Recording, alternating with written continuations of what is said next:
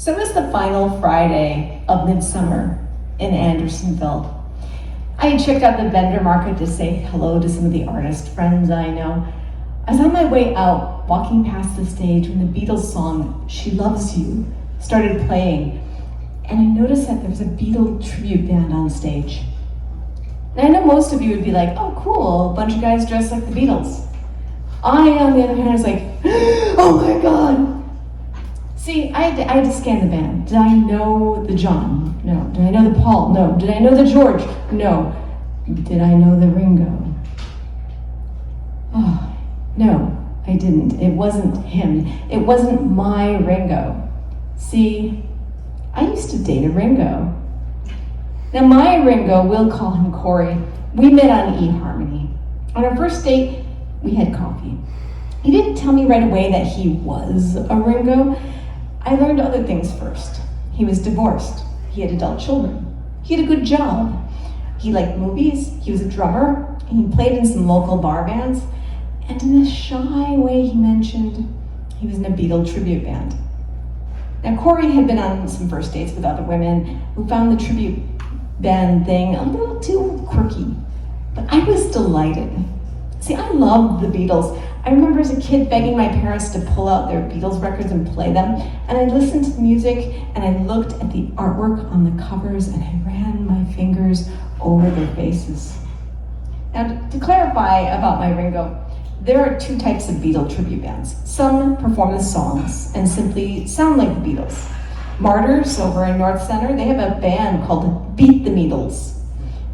And they perform all Beatles music, but they look like a modern band. They've got, their own hair, their own clothes, beanies, piercings, mustaches. Corey was in an immersive Beatle tribute band. They have wigs, replicas of the suits, the boots, replicas of the instruments owned by the original John, Paul, George, and Ringo. They have prosthetics, contour makeup so they look more like the actual people, colored contact lenses, theatrical facial hair pieces. They have the whole setup just to look like the Beatles. Now on stage, they speak in various Liverpool accents and they do the cute banter. For those of you in the cheap seats, clap your hands. For everyone else, rattle your jewelry. They sing like the Beatles because on stage, it's 1964, right after the Beatles' Ed Sullivan performance. Or it's 1967, right after the release of Sgt. Pepper's Lonely Hearts Club Band album. Or it's 1969 with the release of Abbey Road. Or it's 1970, the end of the Beatles, and it's the rooftop concert for Let It Be. Once I started dating Corey, I went to Beatle band shows, and it's kind of amazing. At the start of the show, one of the shows, I was sitting on a bench next to a grandmother, her Gen X daughter, and her millennial granddaughter.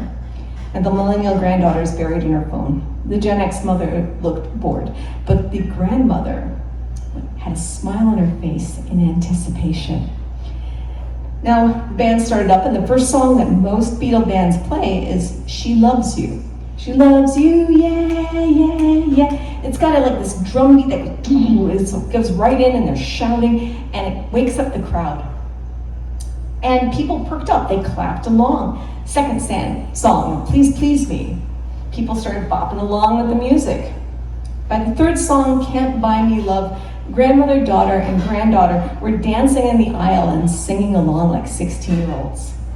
When Corey came out at the end of the show, still dressed as Ringo, all three of them excitedly asked for pictures from him. Now, Corey and I, we had a nice relationship for about 8 years. The pandemic did us in. That's a whole other story. But before that happened, I always wondered if Corey and I broke up, would I feel differently about the Beatles?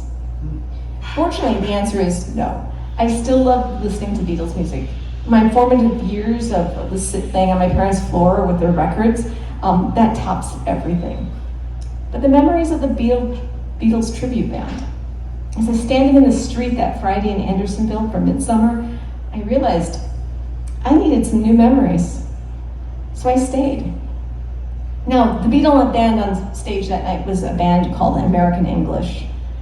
Now, at first, I was watching the show from a purely technical perspective. I noticed the song set order was different. The George broke character as it was the actual performer's birthday, and so he said how happy he was to have been born in Chicago. A little break in the immersion, but hey, it was his birthday. Or I noticed that they had an extra keyboard person doing some of the musical sound effects that was hidden right off to the left of the Ringo. That's for like all of this stuff like the Octopus's Garden and kind of like the more fancier songs they have. But after a while, I stopped analyzing this Beatle band. I started clapping, bopping my head, and then full on dancing in the street. The crowd filled up fast, and I found myself brushing shoulders with the people beside me. People were singing along, and you could hear them just below the Beatles, and it was beautiful. And the most exciting thing, my Ringo's band only performed the touring years when I saw them, so they only performed in the replica black Chesterfield suits from the Ed Sullivan Show. American English went all out. They switched to the Sgt. Pepper's colorful silk military uniforms and then clothing from Abbey Road. It was great. And at the end of the night, my feet hurt. I wasn't used to dancing for a couple of hours. I was exhausted. But as I drove home, one Beatles song kept ringing through my head. In my life, there are places I'll remember all my life, though some have changed. Some forever, not for better. Some have gone, and some remain. For me, I'm glad the Beatles, in whatever incarnation they are, remain. Thank you.